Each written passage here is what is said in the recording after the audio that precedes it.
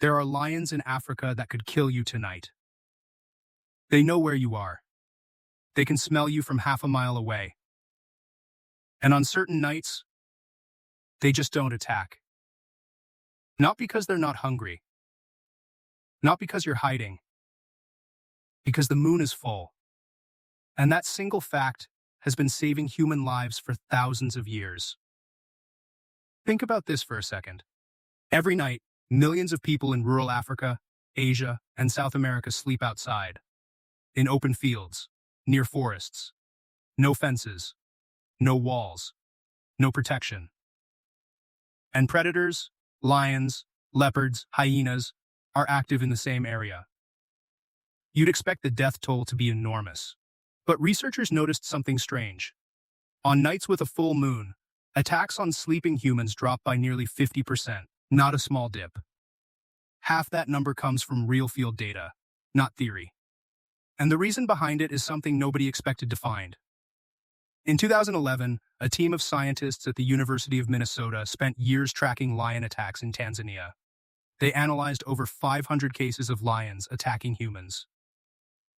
And when they mapped the attacks against the lunar calendar, something jumped out of the data immediately. The attacks weren't random. They clustered in the days right after the full moon. Specifically, in the first 10 days after the moon peaks. The full moon itself? Almost no attacks. The nights that followed, when the moon rose late and the early evening was completely dark, that's when the lions moved. That's when people died. The researchers called it the lunar cycle of danger. And the pattern was so consistent, so precise, that they could predict high-risk nights just by looking at a calendar. But nobody could explain why lions behaved this way. Until they looked closer at what the full moon actually does to a lion's hunting strategy. Lions are ambush predators. Their entire strategy depends on one thing: darkness. They approach their target slowly, silently, using shadows as cover. If the prey sees them early, the hunt fails. So light is the enemy. On a full moon night, the African savanna is lit up like a parking lot. Visibility extends for hundreds of meters. Prey animals, zebras, antelope, humans, can spot a lion approaching from 3 times further away than on a dark night. The lion's biggest weapon, invisibility, is gone. So what do lions do? They rest. They wait. They conserve energy until conditions are in their favor again. And here's where it gets personal. That sleeping person in an open field? The lion sees them clearly. The person can be seen clearly too. But the lion knows that if it approaches and the person wakes up and runs, the lion is exposed in the open light. It's not worth the risk. The moon isn't making the lion kind. It's making the lion calculative. But what nobody expected, and this is where it gets strange, is that humans evolved to use exactly this to their advantage. Here's the part that sounds like science fiction but is completely documented. Researchers studying ancient human sleep patterns found something remarkable. Our ancestors didn't sleep in one long block the way we do now. They slept in 2 shorter phases. Once early at night, once near dawn. That middle period of wakefulness was used for socializing, storytelling, and keeping watch. But there was an exception. On full moon nights, multiple studies suggest early humans slept deeper, longer, and woke up less frequently. As if the body itself recognized the moon and said, "Tonight is safe."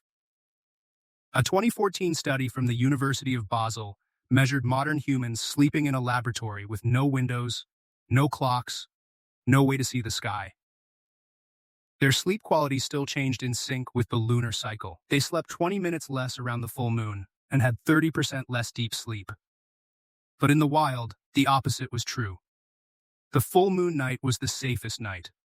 The body wasn't reacting to the light. It was reacting to millions of years of encoded experience.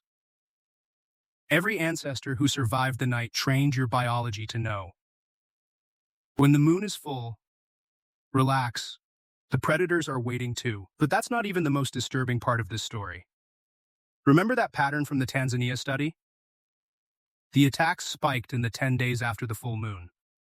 Here's why that's terrifying. After the full moon, the moon rises later and later each night, which means the early evening, the hours right after sunset, becomes completely dark again. And that's exactly when humans are most vulnerable. That's when people are still awake, moving around, going to the bathroom, walking back from a neighbor's house. And the lions have been waiting.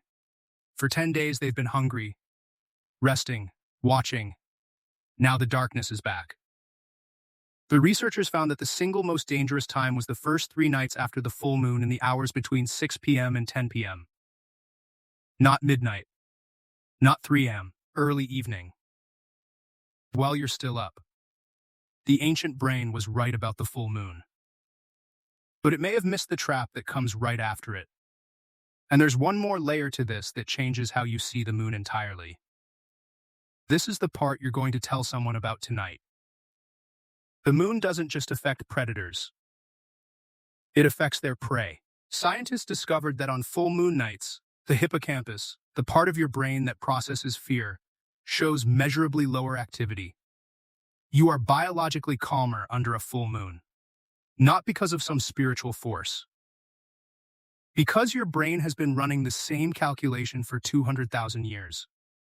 Full moon equals low predator risk equals lower threat response. You've been reading the sky without knowing it your entire life. And so have the lions. The moon has been a survival tool for as long as humans have existed. Not a symbol. Not a myth. An actual alarm system built into your biology. And here's what I want you to think about. If something as invisible as moonlight shaped how your brain handles fear, what else is quietly running in the background without you noticing? Drop your answer in the comments. I read every single one. And if this made you see the moon differently tonight, hit like and subscribe. We put out videos like this every week. I'll see you in the next one.